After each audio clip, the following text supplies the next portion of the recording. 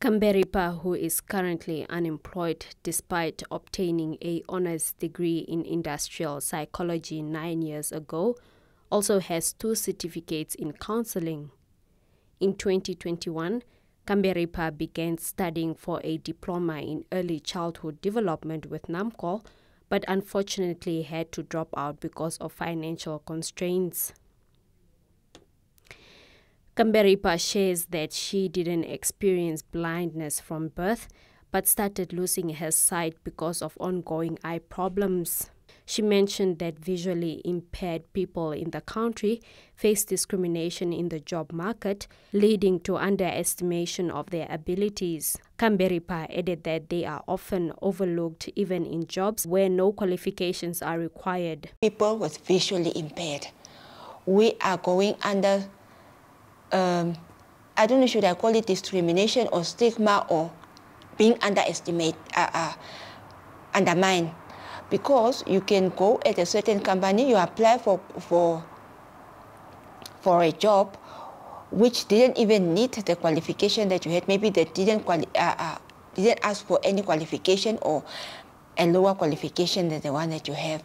But you will never be called for an interview, or when you go there, they will be like, they will be looking, let me say you send it via email, then they will call you to see you. When you go, so they will be like, oh, so it's you. Oh, you are visually impaired. Okay, no, it's fine. We got your paper, or we got your a request, or your email of the CV that you sent us. We'll call you back.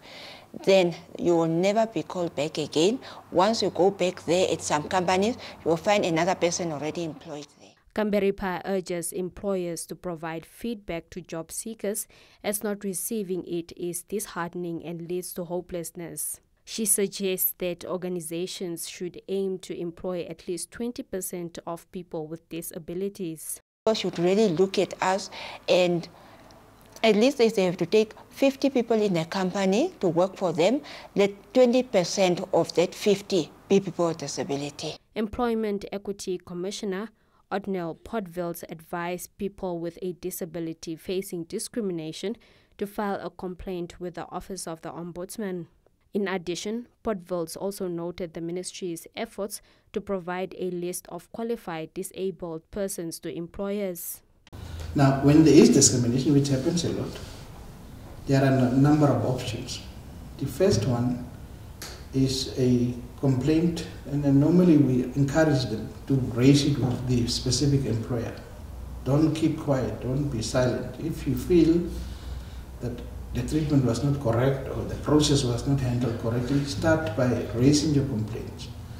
Depending on the nature of the institution, you have a number of options. You have got the Office of the Ombudsman, you have got the Employment Equity Commission, where you could register a complaint. We are also consulting now to produce an employer's guideline specifically catering for the employment of persons with disabilities. The guideline basically tells you what you can do, tells you what your obligations are. The Affirmative Action Act outlines measures aimed at providing equal employment opportunities for designated groups and to ensure fair representation in the workforce across all employment levels.